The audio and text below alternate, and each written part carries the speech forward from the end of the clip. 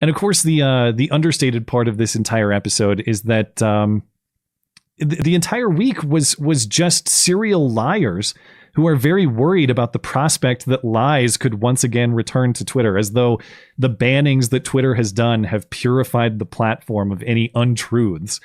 Yeah. I could talk for a whole hour about the hilarious hypocritical op-eds that appeared this week, explaining how free speech on Twitter is actually a tool of the fascist takeover and all of that nonsense. But my favorite exchange was on MSNBC, where host Katie Tur was speaking with tech expert Kara Swisher, worried about the grave consequences of lies that might come back to Twitter under the leadership of Elon Musk.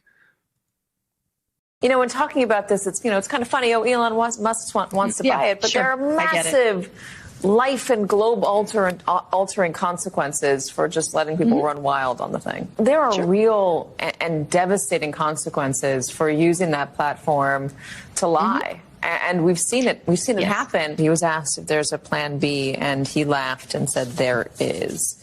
We'll find out what that is. That's what a super villain hero would say, right? He thinks he's Tony Stark, right? That's what they'd say. However you feel about him, that's what Tony Stark would say. Hilarious. As though the platform Tony isn't Stark. Oh, is he's Iron Man, right? Oh, yeah. Okay. I would like to claim Ned that Stark? Okay. No, it's not Game of Thrones. I would like to claim that I knew the reference off the top of my head, but of course, that is a movie, and I have not seen any movies outside of the ones I've been compelled to watch by the bit. So I did have to look it up beforehand. But yeah, no, who knew that Twitter has been cleansed of lies? I didn't know there aren't any lies present on Twitter.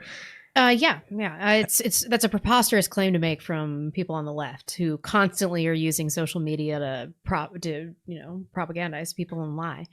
Well, and I get that she's implicitly talking about January 6th, and she's talking about people in power with massively consequential lies. But again, look at the current president. We just talked about Whipgate. That was a massive lie. That had consequences for border agents. That had consequences for illegal immigration. He lies about the premise of Black Lives Matter all the time, that there's this systemic police racism that's causing all of this, which is a lie that does what? It brings violent people out on the streets to destroy shit and kill people, as they did throughout the year of 2020 and beyond. That's a massively consequential lie that we allow to continue every single day. He lies his ass off about inflation all the time, as we'll get to. Lies about the conditions in Afghanistan, which got 13 service members killed at the Kabul airport.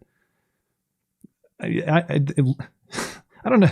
I don't know what world these people live in. And MSNBC, you're right. I mean, Russiagate, Jussie, Nick Sandman, Rittenhouse. Surprise, surprise. No principle against lies, just principles against their opposition. But and then what they don't cover as well. They say it like they believe it, though.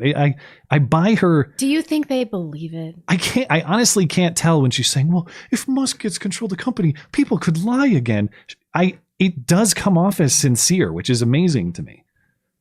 But you can't possibly believe that. But I guess they do.